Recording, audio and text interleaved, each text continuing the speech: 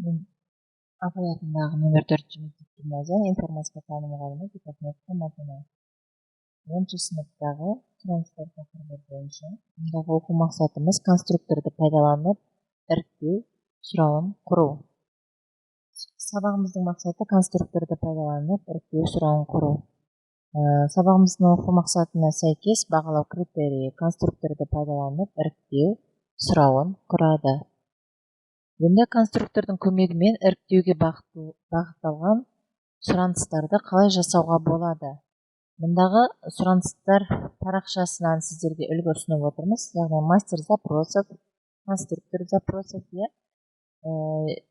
форма, конструктор форм, пустая форма, мастер форм, навигация, другие формы дейді. Яғни біз конструктордың көмегімен іріктеуге бағытталған сұраныстарды жасау барысында осы негізгі батырмалардың көмегін пайдаланатын бұл. Мысалы туған жылы ғана сыныбы. Енді сіздер мекен жаймен таңдап көрсеңіздер болады. Мысалы мекен жайларымыз әртүрлі болады ғой өрістерді таңдауда. Өрістерді таңдауда мекен жайды таңдаған сіздер жаңағы бізде айттық қой, 2 рет қайталанатын немесе жаңағы сұрауға атау беру барысында қайталанатын циклдер болатын болса, қайталанатын жазбалар болатын болса, мысалы айтайық, жаңағы Астана көшесінде 2 оқушы тұратын болса, Астана көшесі деп таңдайтын болсақ, ол кезде не болады? Болса Астана көшесіндегі 2 оқушымыздың тізімі сұрыптауда шығып отырады. Енді сіздермен бірге мынандай практикалық жұмысты ұсынсақ. Дүниежүзі өзендерінің арасынан ұзындығы және су бассейнінің көлемі бойынша таңдап алынған 10 өзен жайлы мәлімет мынадай кестеде беріліп тұр. Осы кестедегі мәліметтерден деректер қорын құрыңыздар. Сұраныстар шеберін пайдаланып, өзендердің атауы мен ұзындығы бойынша сұраныс құрастырып байқаңыздар.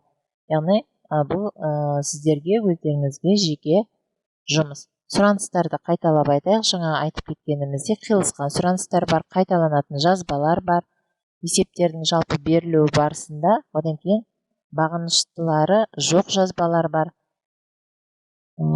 Кестемен жұмыс барысында сіздер бірнеше үлгісімен осы 3 үлгіні де байқайсыздар деген ойдамын. Енді тұжырымдау.